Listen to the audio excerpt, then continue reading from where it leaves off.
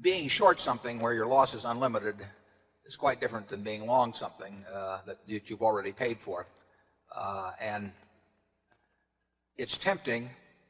You see way more stocks that are dramatically overvalued in your career than you will see stocks that are dramatically undervalued.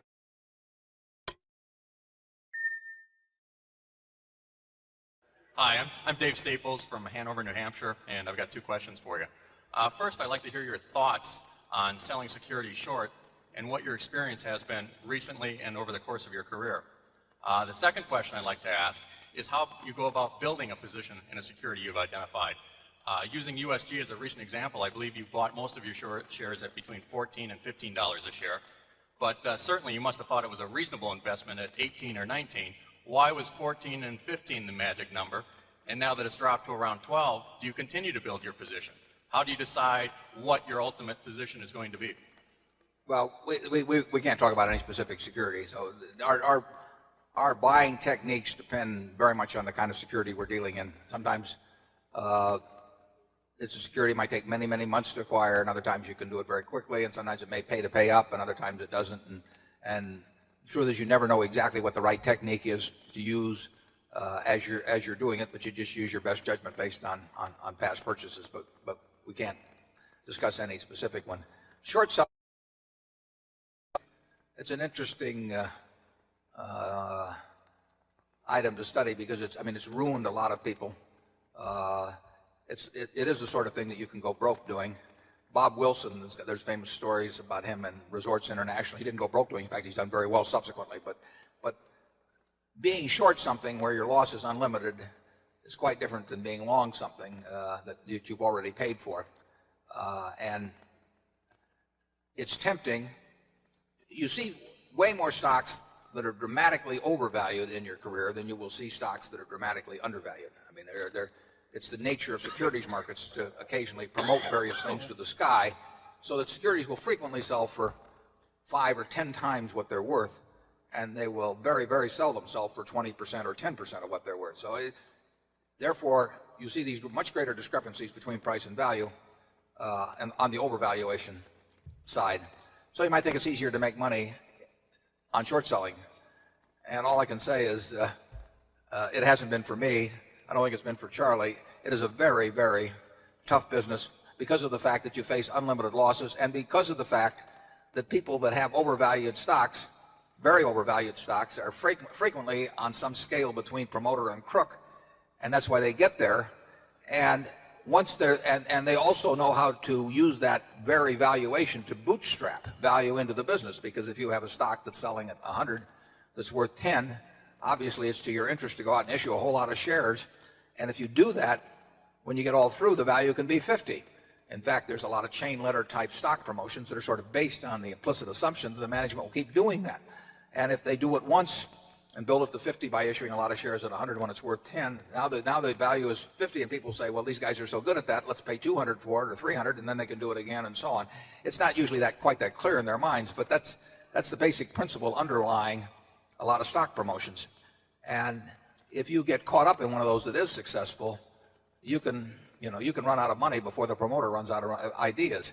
In the end, they almost always work. I mean, I would say that of the things that we have felt like shorting over the years, the batting average is very high in terms of eventual.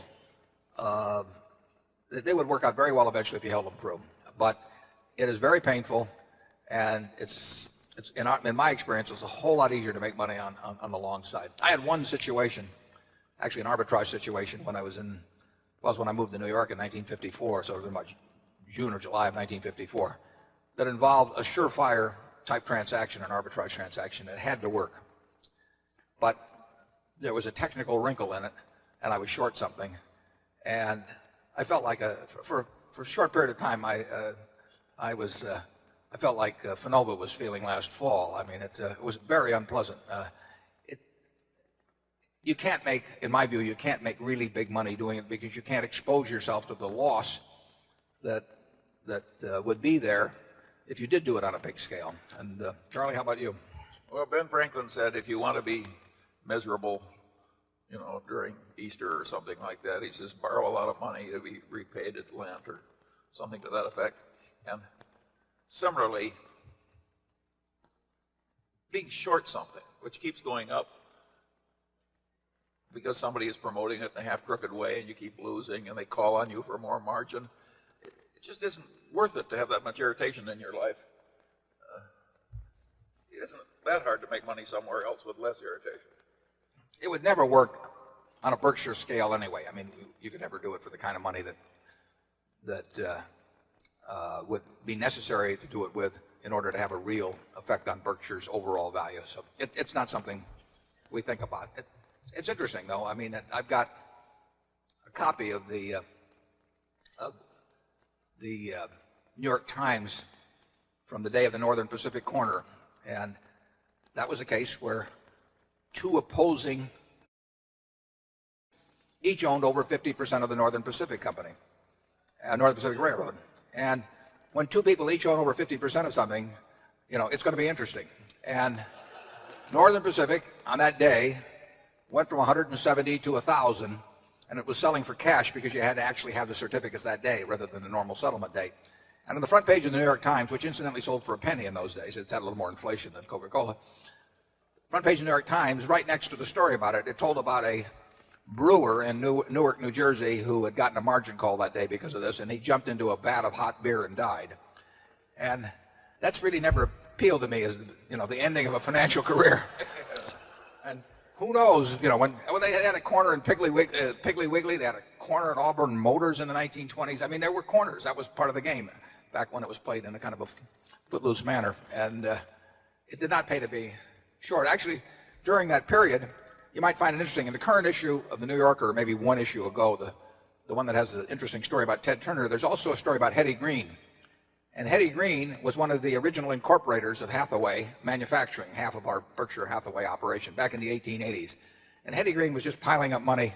She was the richest woman in the, probably maybe in the world, certainly in the United States. Maybe some queen was richer abroad. But Hetty Green just made it by the slow old-fashioned way. I doubt if Hetty was ever short anything. So as a spiritual descendant of Hetty Green, we're going to stay away from shorts at Berkshire.